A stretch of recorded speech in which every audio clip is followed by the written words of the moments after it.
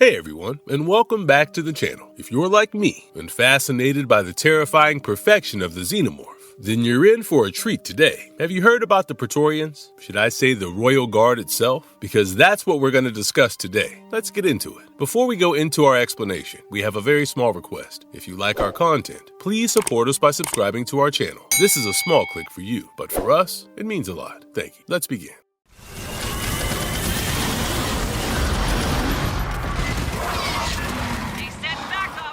What is a Praetorian in the Xenomorph hive? The first thing you'd notice about a Praetorian is its huge head crest, kind of like a queen's. And they'd often use it to just ram right into targets. But unlike queens, they didn't have those extra arms on their chest, and their jaws, packed with metallic teeth, were more like what you'd see on the regular Xenomorphs. They also shared the queen's longer, sharper spines, setting them apart from other Xenos that had them. Color-wise, they were dark, usually black, sometimes with a blue-black tint, and they stood over 10 feet tall, easily making the other Xenomorphs on the battlefield feel small. Don't let that size fool you, because they were almost as quick and agile as their smaller cousins. They just always stayed on 2 feet and were too bulky to be climbing walls or ceilings. As you'd expect from something that big, Praetorians were incredibly strong. Their thick skin, which could sometimes even shrug off bullets, let them take damage that would kill most other Xenos instantly, several times over. One of these could wipe out whole squads of Marines by itself, and even give a Yautja a serious run for its money in a fight. Praetorians could also throw up way more acid than other Xenomorphs, and they'd use their sharp claws and long blade-tipped tails to slash and stab, making them deadly no matter how close you got.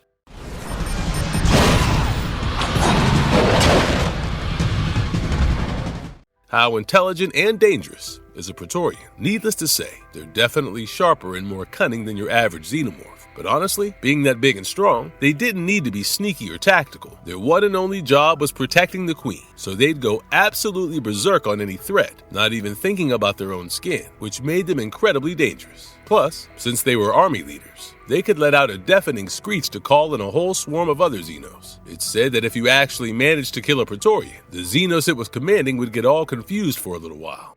How are Praetorians created in the hive hierarchy? So, when the hive gets big, the queen actually picks out some adult Xenomorphs to become Praetorians. These selected Xenomorphs get fed royal jelly by the workers until the change kicks in. Now, here's where it gets nuts. During this transformation, they start putting out a pheromone that makes the entire rest of the hive turn on them and attack. Imagine getting beaten up by your own friends. Not cool, so most of them die in this. But for the ones that survive and manage to escape, that whole traumatic experience actually makes them stronger. Then, away from the hive, that same pheromone starts the real physical changes, causing them to bulk up into the Praetorian form. Once the transformation is complete, the pheromone stops, and a new hardened Praetorian heads back to their hive and takes its place right beside the queen.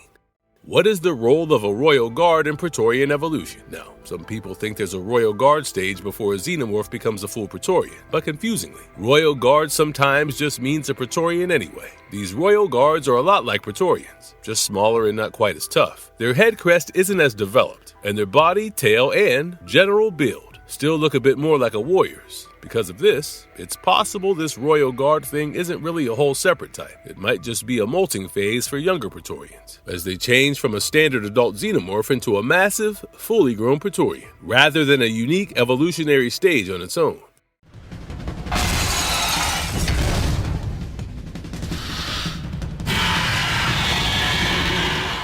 Do Praetorians inherit traits from their hosts? See, Praetorians aren't born directly from a host in the same way a drone or a warrior is. Instead, a drone gets chosen, then it gets fed that special royal jelly and changes into a Praetorian. So, the original drone did have traits from its first host. Maybe it was bipedal because it came from a human, for example. But when it turns into a Praetorian, that transformation is more about becoming a standard guard. The royal jelly overwrites a lot of the old stuff and builds a big armored Praetorian body with the head crest and all that. It's less about adapting to a new host at that point, and more about the hive making a specific type of soldier, following a set Xenomorph blueprint for Praetorian. So these unique host features from way back when don't really carry over strongly into the Praetorian form. They're built for their job as a heavy guard, not to mimic a specific host at that advanced stage. Think of it like a special upgrade package that standardizes them. Can Praetorians evolve into other xenomorph casts? Just like Praetorians evolve from the regular Xenos, if a hive's queen suddenly dies, one of the Praetorians can actually molt and become a new queen. This is important for the hive to survive and not just get swallowed up by some other rival hive. But, and this is a big but, if that transformation doesn't happen, the hive is very much finished. It gets taken over, and then it's lights out for the old queen's eggs and any of her Praetorians.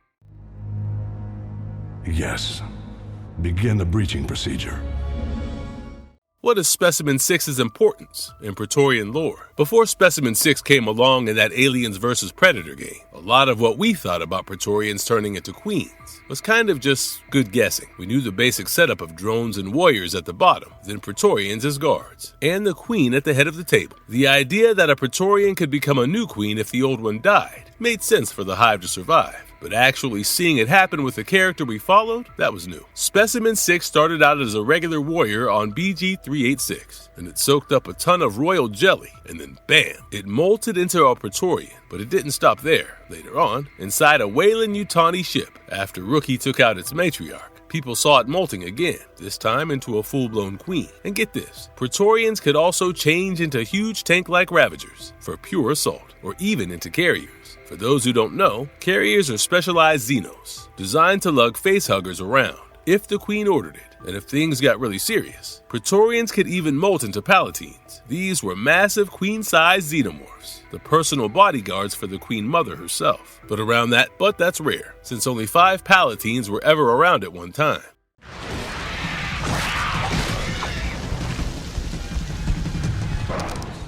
What are the weaknesses of xenomorphs, including Praetorians? Long story short, xenomorphs really don't like heat. Yes, they've got a tough armor, but get it hot enough, and it cooks, cracks, and falls apart, leaving the squishier bits underneath exposed. Plus, being on fire is not exactly fun for anyone, and it can make them back off for a second. So yeah, flamethrowers, Molotovs, anything that burns, that's your go-to. Funny enough, the one Xeno that isn't bothered by fire is the Predalien in Alien vs. Predator: Extinction. It actually covers itself in this layer that just won't ignite. They still don't like extreme cold though, like liquid nitrogen. Apparently, swinging between super hot and super cold fast can cause thermal shock to their exoskeleton. And while they can handle cold environments pretty well, the alien queen, for some reason, is really vulnerable to fire. You can hurt them with melee weapons, but good luck with that, because their acid blood will probably melt whatever you hit them with. Even with their hard shells, Praetorians are not completely bulletproof. If you bring out high-caliber rounds, armor-piercing bullets, explosives, or a good old heavy machine gun, you can eventually punch through or just cause enough internal damage to put them down. Another thing is their own rage. They're ferocious, and if you're really smart, you can use that against them. Bait them into a trap and lead them into a pre-planned kill zone. And finally, their greatest weakness is when you take out the queen. And by taking out, I don't mean take her out on a date. I mean kill the queen. That throws the whole hive into chaos, at least for a while. For Praetorians, whose whole job is protecting her, losing their queen sends them into a blind fury. To sum it up, hitting the boss is always a smart move, if you can manage it.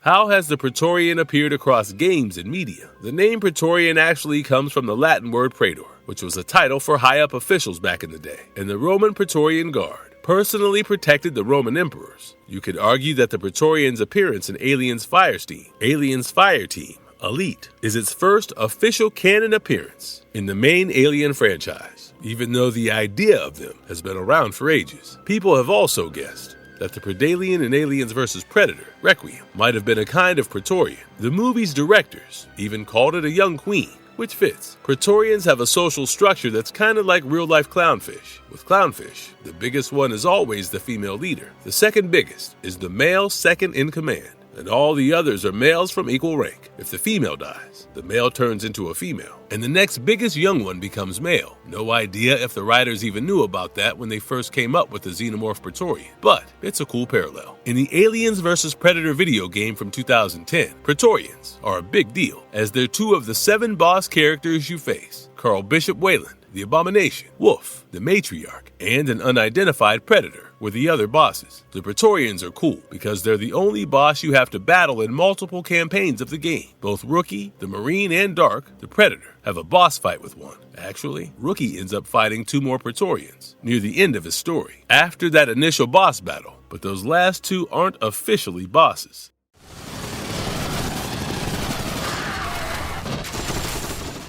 Marvelous verdict. That was a lot to cover on the Praetorian, but hopefully you found this as interesting as I did. Massive thanks for tuning in and spending time on this video today. If this kind of content is your jam, a like and a subscribe would be awesome. It really helps the channel out. Catch you in the next video, everyone.